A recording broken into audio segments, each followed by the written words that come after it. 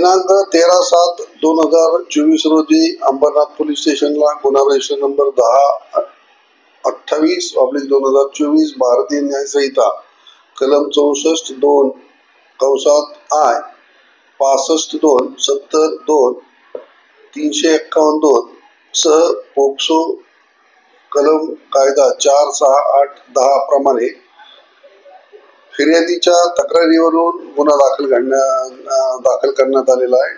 सदर प्रकरणात 12 तारखेला एक अल्पवयीन मुलगी तिच्या आजीचा हात सोडून निघून गेली होती, 11 वर्षाची, आणि ती दिवसभर इकडे तिकडे भटकल्यानंतर ती अंबरनाथ पोलीस स्टेशन हद्दीत खडी मशीन बुवापाडा या साईडला काही तिची 13 वर्षाची एक दुसरी विधी संघर्षग्रस्त मुलगी तिला त्या साईडला घेऊन गेली आणि त्या ठिकाणी तिच्यावर एका मुलाने जबरी संभोग केला, रिक्षामध्ये जबरी संभोग केला.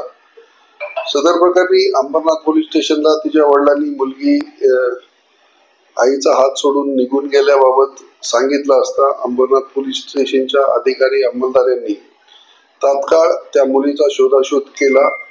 ती मुलगी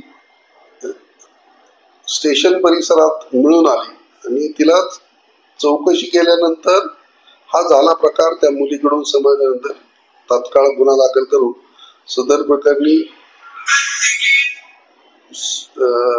6 आरोपींना अटक करण्यात आलेली आहे. त्यामध्ये 4 नाबालिग आहेत आणि 2 इतर आरोपी आहेत. सदर प्रकरणी पुढील सखोल तपास चालू आहे. सदर प्रकरणात 6 आरोपी अटक करण्यात म्हणजे गँगरेप असा प्रकार आहे का? नाही, त्याच्यामध्ये रेप तर एकाच मुलाने केलेला आहे, परंतु नवीन तरतुदीनुसार जर तिथं इतर मुलं त्या समूहात असतील किंवा सह आरोपी असतील तर ते पण आरोपी होतात. परंतु ऍक्च्युली त्या रिक्षामध्ये जे फुटेज मिळालेलं आहे किंवा जी माहिती मिळालेली आहे त्याच्यामध्ये तो प्रकार फक्त एकाच मुलाने केलेला आहे.